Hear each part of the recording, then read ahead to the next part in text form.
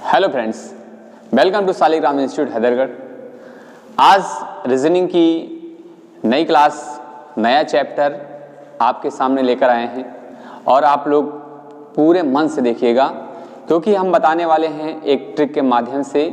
मात्र 10 सेकंड में आप कोई भी क्वेश्चन है आप लगा सकते हैं। ठीक है, तो आइए चलते हैं, देखते हैं इसमें क्या बताया गया।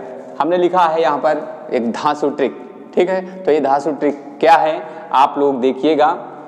यहाँ पर हम आपको बताना चाहते हैं कि दुनिया की थ्योरी लिखने से कोई मतलब नहीं है, सिर्फ 3 स्टेप में।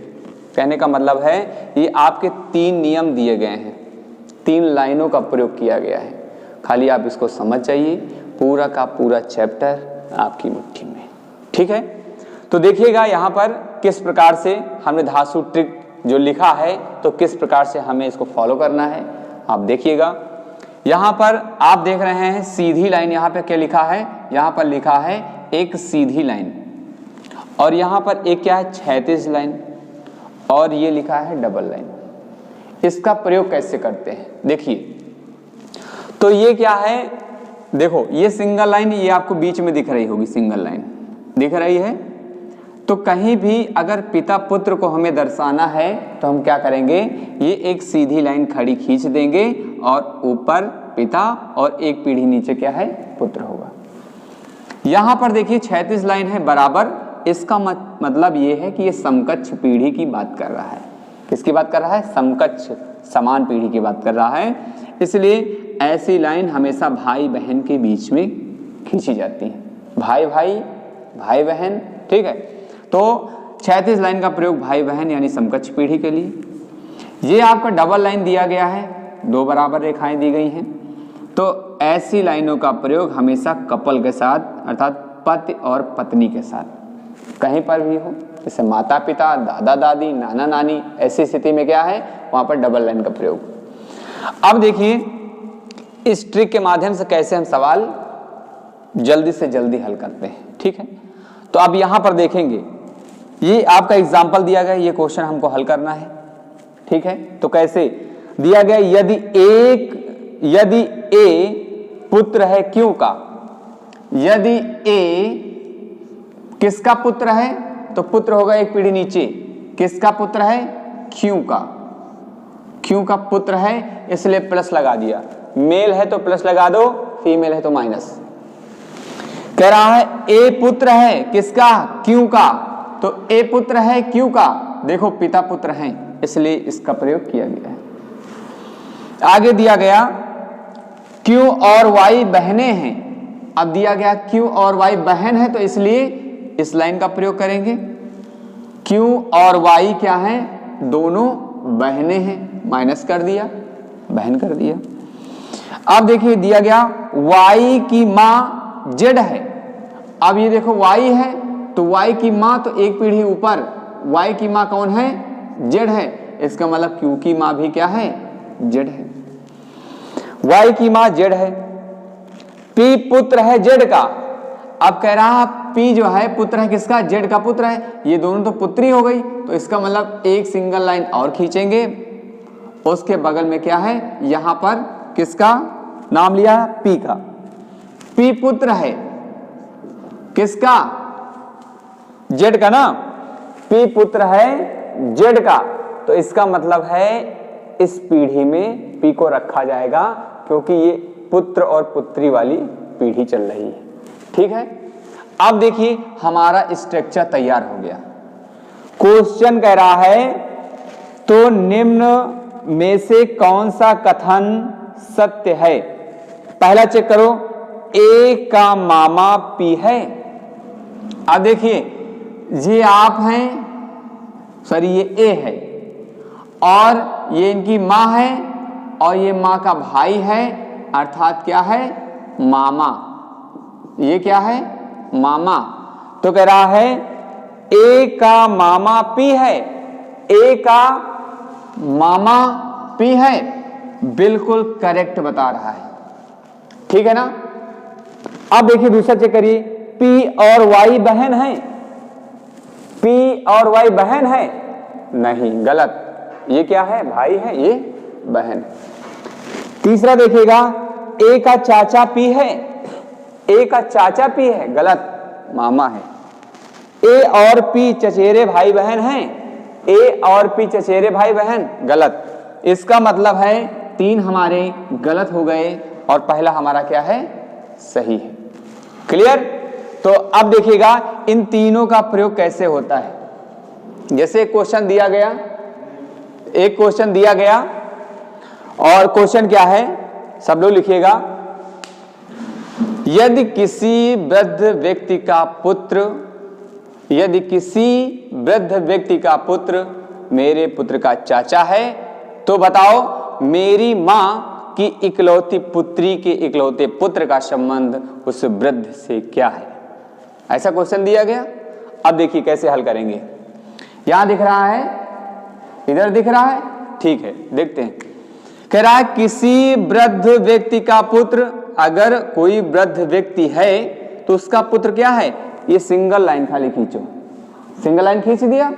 अब सिंगल लाइन खींच करके यहां पर लिख दो पुत्र, लिख दिया। किसी वृद्ध व्यक्ति का पुत्र, ये अगर मेरे पुत्र का चाचा है, यहां मान लीजिए हम हैं, ठीक है, यहां मान लीजिए हम हैं। कह रहा है किसी वृद्ध व्यक्ति का पुत्र मेरे यानी हमारे पुत्र का, ये अगर चाचा है, अगर हमारे पुत्र का कोई चाचा होगा तो ये मेरा भाई होगा। क्लियर? किसी वृद्ध व्यक्ति का पुत्र हमारे पुत्र का, मेरे पुत्र का चाचा है, वृद्ध व्यक्ति का पुत्र मेरे पुत्र का चाचा है, तो इसका मतलब हम दोनों भाई भाई। तो मेरी मां, अगर मेरी मां तो इसकी भी मां, हमारी मां तो इसकी भी मां, तो ये दोनों पति पत्नी हो जाएंगे। भाई इन दोनों की मां, इन दोनों के पिताजी, तो पति पत्नी हो गए। तो डबल लाइन कर दिया। क्या कर दिया? ये तीसरा स्टेप देखिए, डबल लाइन कर दिया। अब देखिए, तो कह रहा है तो मेरी मां की इकलौती पुत्री, इसका मतलब है मेरी बहन, ठीक ना? बहन लिख दो, हमारी बहन, तभी तो इनकी पुत्री होगी। तो बताइए मेरी मां की इकलौती पुत्री के इकलौते पुत्र का संबंध इस वृद्ध से क्या है। अब इसका संबंध इससे पूछा है, तो क्वेश्चन है वृद्ध कौन है? वृद्ध जो है, सही पूछ रहा है, वृद्ध कौन है, ठीक है, सही, वृद्ध कौन है? तो वृद्ध है नाना। अगर लड़की का कोई लड़का होगा तो नाती होगा और ये नाना। अगर लड़के का कोई लड़का है तो ये पौत्र होगा या पोता होगा, तो ये दादा कहलाएंगे। क्लियर? अब ये देखो, यहां ये नाती हुआ और ये नाना हुआ, तो ऐसे क्वेश्चन आते हैं, कोई भी जैसे कह दिया जाए। अब देखिएगा यहां पर थोड़ा सा इसको मिटा दें, ठीक है। देखिए अब आप संबंध कैसे बनाएंगे, देखिए किस प्रकार से नाना नानी काका काकी, इस प्रकार से आप कैसे बनाएंगे। देखिए जैसे यहां पर आप हैं, यहां पर क्या है? आप हैं, ठीक है। कैसे क्लियर होगा कि किसका संबंध किस प्रकार से है, कैसे दर्शाया जाएगा। अब देखिए यहां पर जैसे अपने पिताजी को दर्शाना है तो एक पीढ़ी ऊपर, तो यहां आपके कौन हो गए? पिताजी हो गए। अगर आपको दादाजी को दर्शाना है अपने, तो पिताजी के पिताजी एक पीढ़ी और ऊपर, ठीक है, पिताजी के पिताजी हो गए। अगर अपनी मां को दर्शाना है, ठीक है ना, यहां पर आप हैं, अपनी मां को दर्शाओगे तो यहां पर डबल लाइन खींच दो और यहां पर माताजी लिख दो, आपकी क्या हो गई? माताजी हो गई। अगर दादी को दर्शाना है तो डबल लाइन कर दो, यहां पर कौन हो जाएंगी? यानी पिताजी की मां, इसका मतलब क्या है? आपकी दादी लगेंगी। अगर आपको क्या है, बहन को दर्शाना है, तो अपने बगल में सिंगल लाइन खींचेंगे। भाई बहन वाले के लिए क्या है? Single line. अगर आपको बहन को दर्शाना है तो आप सिंगल लाइन खींचेंगे, ठीक। उसके बाद में अगर आपको भाई को दर्शाना है तो भी सिंगल लाइन, ठीक, इधर क्या है, अब यहां पे बहन ना करके अगर यहां पे बहन कर दे तो भी वही बात है। यहां पर अगर डबल लाइन करते हैं तो आपकी पत्नी हो जाएगी। क्लियर? अगर यहां पर सिंगल लाइन कर दें और भाई लिख दें तो आपका क्या लगेगा? साला हो जाएगा। अगर पत्नी का जो भाई होगा क्या हो जाएगा? साला हो जाएगा। एक पीढ़ी अगर नीचे की बात करते तो ये कौन हो जाएगा? आपका पुत्र हो जाएगा। अगर पुत्र के बगल में डबल लाइन कर दें तो यहां पर इनकी पत्नी हो जाएगी, तो ये क्या आ जाएगी? पुत्र वधू हो जाएगी। ठीक है, इस प्रकार से क्या करेंगे हम? पीढ़ी पीढ़ी पीढ़ी चलते जाएंगे। समकक्ष पीढ़ी में क्या है? सिंगल लाइन का ऐसे प्रयोग करेंगे और हमेशा पति पत्नी के लिए डबल लाइन का प्रयोग करेंगे। बस हम आज आपको सिर्फ इतना समझाने वाले हैं कि आप इन तीनों लाइनों का प्रयोग करें। कोई भी सवाल लगाइए, खाली 3 लाइन खींचिए, संबंध क्लियर हो जाएगा कैसे किस प्रकार से लगेगा। तो आज के लिए बस इतना, और आप लोग पढ़ते जाइएगा।